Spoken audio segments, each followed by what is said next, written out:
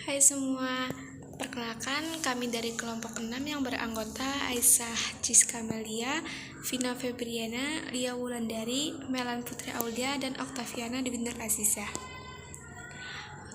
Oke, jadi di sini saya akan menjelaskan tentang Kerajaan Kediri dan Kerajaan Singasari. Yang pertama yaitu Kerajaan Kediri. Latar belakang Kerajaan Kediri adalah kerajaan bercorak Hindu yang berpusat di Dahanapura, Kediri, Jawa Timur.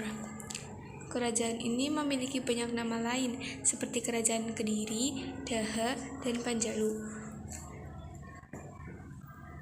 Kerajaan Kediri berdiri pada abad ke-11 atau lebih tepatnya pada 1045 Masehi dengan Sri Samarawijaya sebagai raja pertamanya.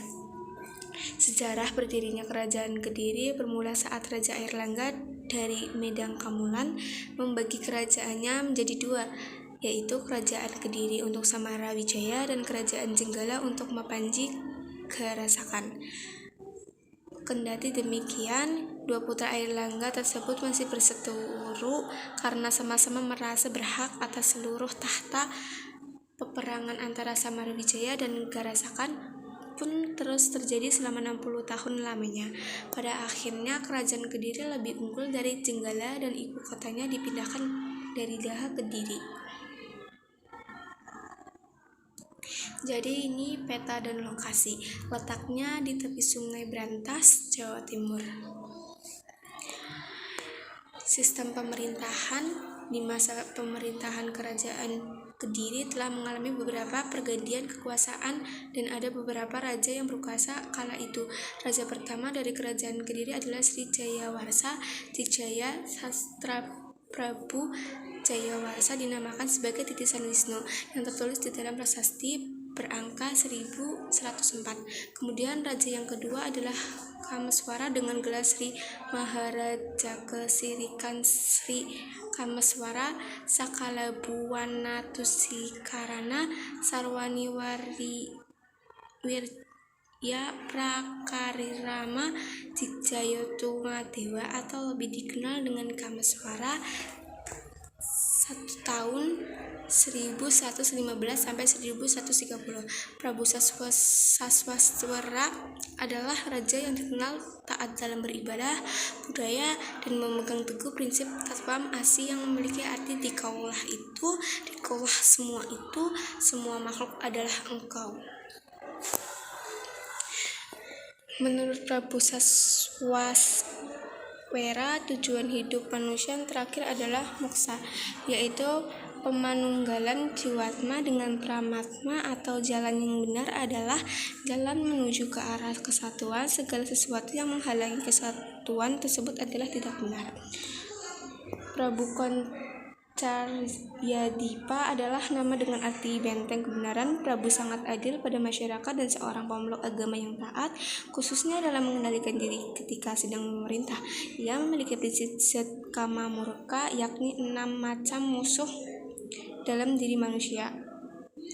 Keenam itu adalah kroda atau marah, moha atau kebingungan, kama atau hawa nafsu, loba atau rakus, mada atau mabuk, dan masarya atau iri hati.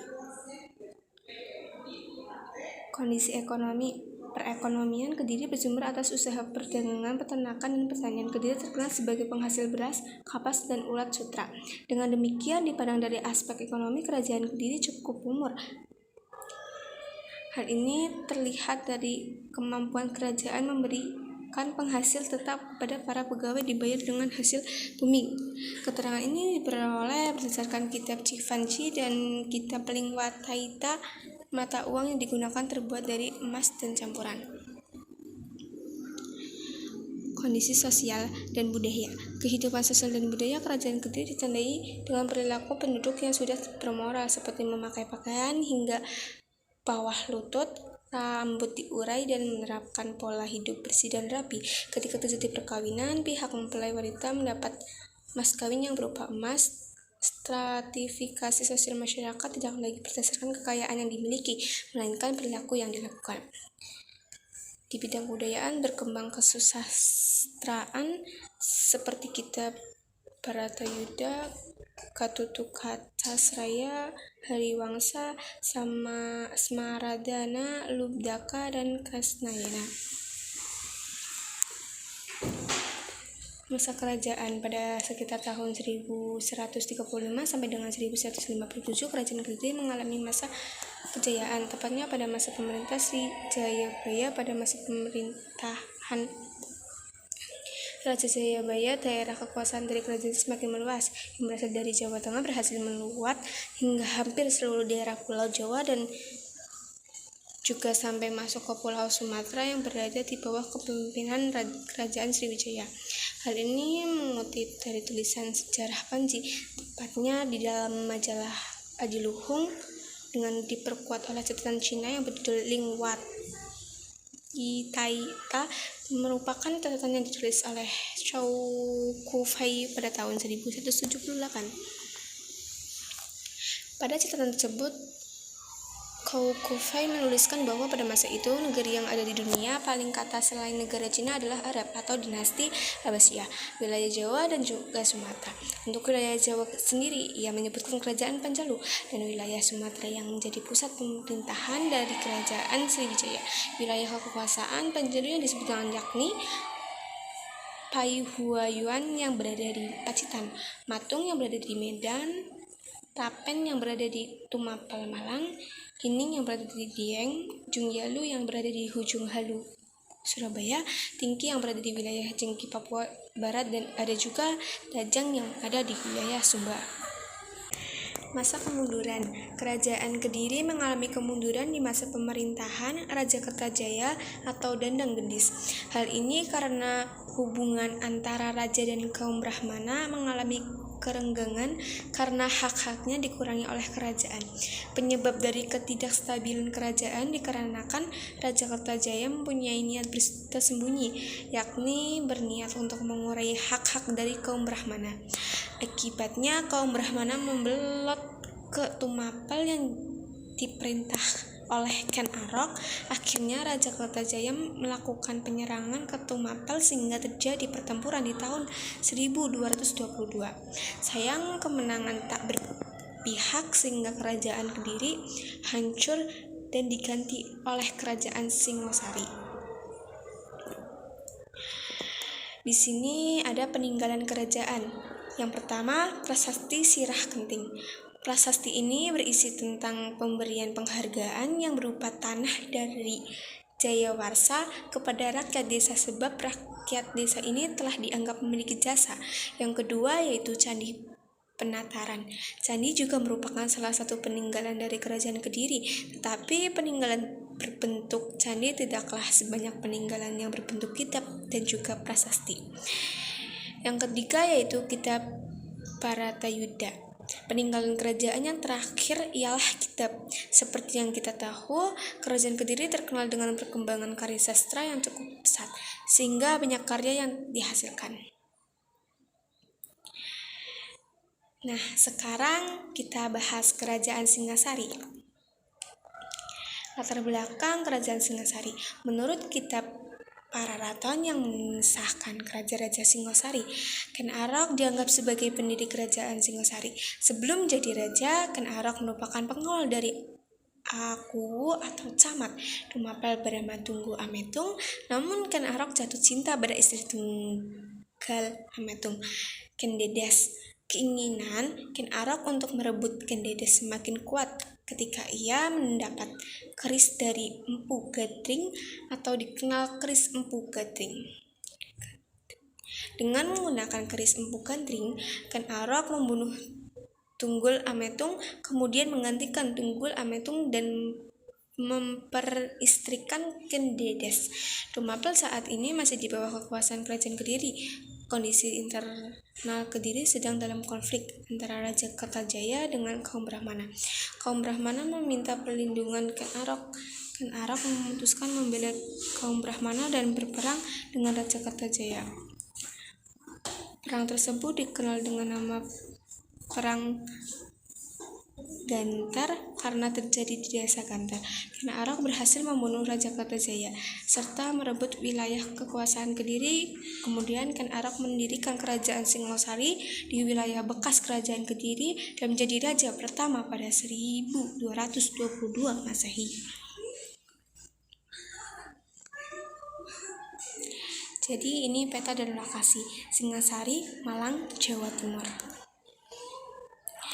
Sistem pemerintahan dari Kerajaan Singosari berpusat di Jawa bagian timur, di mana sistem pemerintahan tersebut sempat mengalami perkembangan yang sangat pesat, tapi juga harus mengalami kemunduran karena adanya sengketa karena terjadi perebutan kekuasaan. Hal itu terjadi karena pada saat berdirinya kerajaan tersebut, sistem pemerintahan dan juga kehidupan politik yang diterapkan lebih fokus kepada pengembangan wilayah kekuasaan. Tentunya hal tersebut tidak bisa dipungkiri karena membawa kekuasaan tersendiri. Terbukti dengan adanya keberhasilan dalam menguasai wilayah Sunda, Malaka, Bali, dan Kalimantan. Akan tetapi di sisi lain dalam kerajaan itu sendiri justru mengalami pengeroposan karena adanya perebutan kekuasaan. Kondisi ekonomi. Untuk kehidupan ekonomi saat zaman kerajaan Singasari tergolong cukup maju karena letaknya yang sangat strategis, yaitu berada di lembah Sungai Brantas. Hal ini menjadikan tanah yang ada di kawasan tersebut menjadi sangat subur. Oleh karena itulah mayoritas masyarakatnya bermata pencaharian sebagai seorang petani. Tidak hanya berada di lembah yang subur, Sungai Brantas pada saat itu juga menjadi salah satu lalu lintas perdagangan antara daerah dan wilayah. Oleh sebab itu, tidak sedikit dari masyarakatnya yang bekerja sebagai pedagang. Walaupun begitu, pada kenyataannya kehidupan ekonomi pada masa kerajaan Singosari sempat mengalami fluktuasi atau naik turun. Saat dipimpin oleh Ken Arok, kehidupan ekonomi di kerajaan Singosari tergolong sangat makmur. Tapi kemudian saat dipimpin oleh Anipsapati, kehidupan ekonomi masyarakat menjadi terabaikan. Setelah itu, kehidupan ekonomi mulai membaik ketika dipimpin oleh Wisnuwardana. Hingga pada akhirnya saat masa pemerintahan Raja Kertanegara, kehidupan ekonomi kerajaan Singosari mencapai puncak kejayaan. Kondisi sosial tidak jauh dari kehidupan ekonominya. Kehidupan sosial dari kerajaan Singosari juga mengalami pasang surut. Ketika masih dipimpin oleh Ken Arok, kehidupan sosial pada saat itu tergolong cukup maju. Hal itu dibuktikan dengan adanya daerah yang bergabung ke dalam wilayah kerajaan Tumapel. Lalu ketika dipimpin oleh Anusapati, kehidupan sosial dari kerajaan Singosari justru menjadi terabaikan sebab sang raja memiliki untuk sibuk dengan sabung ayamnya. Sampai saat kerajaan Singosari dipimpin oleh Wisnuwardana, kehidupan sosialnya mulai sedikit rapi. Kemudian saat dipimpin oleh Raja Tarumanegara, kehidupan sosial kerajaan Singosari menjadi semakin maju. Kondisi budaya. Kehidupan budaya yang ada di kerajaan Singosari tergolong cukup maju. Hal tersebut bisa dibuktikan dengan adanya prasasti yang ditinggalkan sebagai salah satu bukti dari kerajaan Singosari pada waktu itu. Ada banyak sekali produk kebudayaan yang dihasilkan dari kerajaan tersebut. Selain peninggalan prasasti, ada pula patung dan juga candi yang ditemukan di seluruh wilayah kerajaan Singosari. Adapun peninggalan yang cukup terkenal dari kerajaan Singosari yaitu Candi Singosari, Candi Dago, dan Candi Idal. Selain itu, ada juga peninggalan lain yang cukup populer yaitu patung Ken Dedes yang biasanya disebut sebagai Dewi Kesuburan dan patung Tarumanegara. Masa kejayaan kerajaan Singasari sendiri adalah masa pimpinan Raja Kertanegara, yaitu pada tahun 1268 sampai 1292 Masehi. Aktivitasnya sendiri antara lain adalah melakukan ekspedisi Pamalayu pada tahun 1275 sampai 1286. Hal tersebut dilakukan guna menguasai kerajaan lain dan melemahkan posisi kerajaan Sriwijaya. Selainnya ada juga menguasai Bali pada tahun 1284 Masehi, menguasai Jawa Barat 1289 Masehi, dan menguasai Pahang dan Tanjung Pura, Kalimantan. Selain itu, aktivitas perekonomian sendiri adalah perdagangan dan pertanian.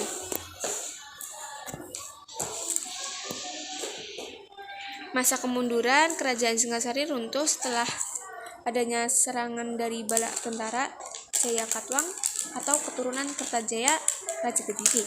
Kertanegara tewas dalam serangan tersebut. Menantunya Raden Wijaya berhasil melari ke Kediri ke Madura dan meminta perlindungan Arya Wiraraja Bupati Madura. Raden Wijaya pun menyatakan menyerah dan memohon ampun serta ingin mengabdi kepada Jayakatwang atas sikap Raden Wijaya. Jayakatwang memberi sebidang tanah kepadanya di desa Tarik yang menjadi cikal bakal kerajaan Majapahit. Selanjutnya Singasari berada di bawah kekuasaan Jayakatwang dengan pusat kekuasaan di Kediri. Di sini ada juga peninggalan kerajaan. Yang pertama, Prasasti Singasari. Prasasti Singasari berkaitan dengan penghormatan terhadap pembangunan kuil pemakaman oleh Mahapati Gajah Mada. Yang kedua, Candi Kidal. Candi Kidal adalah salah satu candi warisan dari kerajaan Singasari. Candi ini dibangun sebagai bentuk penghormatan atas jasa besar Anusapati, raja kedua dari Singasari, yang memerintah selama 20 tahun. Yang ketiga, ada kitab Pararaton. Pararaton adalah sebuah kitab naskah sastra Jaya pertengahan yang dikubah dalam bahasa Jawa Kawi. Jadi sekian yang bisa saya jelaskan. Terima kasih untuk semuanya.